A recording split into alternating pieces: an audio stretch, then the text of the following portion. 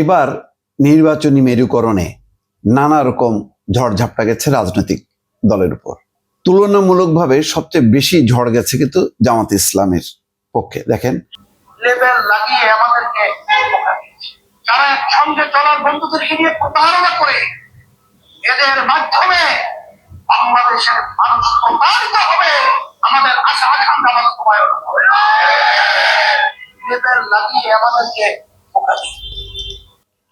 দর্শক বুঝতে পারলেন চরমোনাই পীর কাকে বলছে?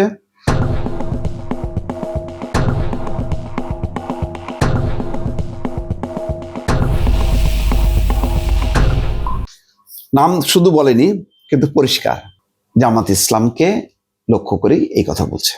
এবং ফাইনালি ইসলামী আন্দোলন তারা এককভাবেই নির্বাচন করছে, প্রায় 260-65 বা 70টা আসনে তারা নির্বাচন করছে। এটা জামাতের জন্য একটা সবচেয়ে বড় ধাক্কা। ইসলামী আন্দোলনের একটা লক্ষ্য ছিল সব ইসলামী ভোট এক বাক্সে আনার একটা নীতি ছিল এবং ইসলামী আদর্শ প্রতিষ্ঠা করা।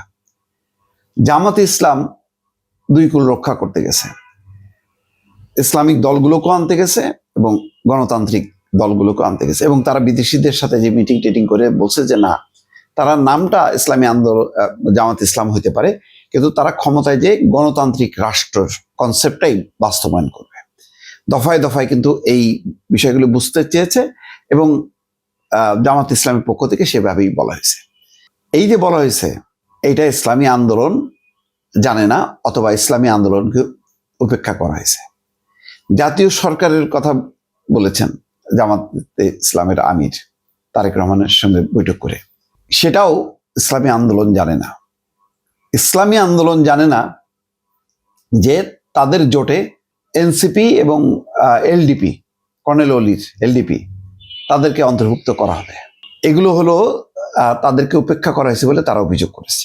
সবচেয়ে গুরুত্বপূর্ণ হলো যে শরিয়া আইন বাস্তবায়ন হবে না, তাহলে ইসলামী আন্দোলন কেন থাকবে?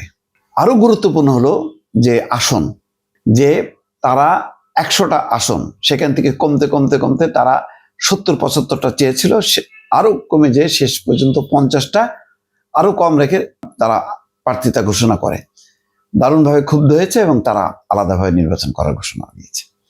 অন্যদিকে লেবার পার্টি যুক্ত হচ্ছে ইরানি, কি মোস্তফা জামান ইরানি না কি নাম, ওনার নেতৃত্বাধীন যে লেবার পার্টি, যেটা 12 দলীয় জোটের ছিল, সেই জোটটাও কিন্তু তছনছ হয়ে গেছে। সেই এলডিপির একটা অংশ সাদ্দাত হোসেন সেলিমের নেতৃত্বে বিএনপিতে একীভূত হয়েছে এবং সাদ্দাত হোসেন সেলিম লক্ষ্মীপুর থেকে নির্বাচন করছেন ধানের শীষ প্রতীক নিয়ে।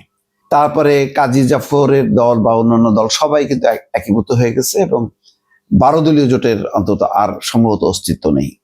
লেবার পার্টি সে শিফট করে চলে আসতেছে ওই ইসলামী আন্দোলনের জায়গায়। তার মানে আবার 10 দলীয় জোট হয়ে যাবে, 11 দল, প্রথমে ছিল 11, সেখান থেকে 10। এই হচ্ছে অবস্থা। ইসলামী আন্দোলন লম্বা সময়ের মিত্র ছিল, চলে এসছে, গেল এইদিকে। অন্যদিকে বিএনপি জোট না করে একদিক দিয়ে ভালো করেছে, কিন্তু তাদের যে সমঝোতা, সেই সমঝোতাও কিন্তু থাকলো না। সেই সমঝোতায় প্রথমে এলডিপি বেড়ে গেছে, তারপরে আসম আব্দুর রব, তারপরে সর্বশেষ নাগরিক ঐক্য মাহমুদুর রহমান মান্না। এখানেও কিন্তু টানাপোড়েন হয়েছে, তবে যেহেতু জোট করেনি সুতরাং ওইভাবে গায়ে লাগে নাই বিএনপির গায়ে, কিন্তু জামাত ইসলামের গায়ে কিন্তু সরাসরি লাগছে। এবং এখন দেখেন তারা কি বলছে, যে বন্ধুর সাথে যারা বিশ্বাসঘাতকতা করে তারা দেশের জন্য কি করবে, এই কথা কিন্তু এখন বলছে। নির্বাচনের মাঠে এখন এইসব বক্তব্য কিন্তু যথেষ্ট সাড়া ফেলছে দর্শক।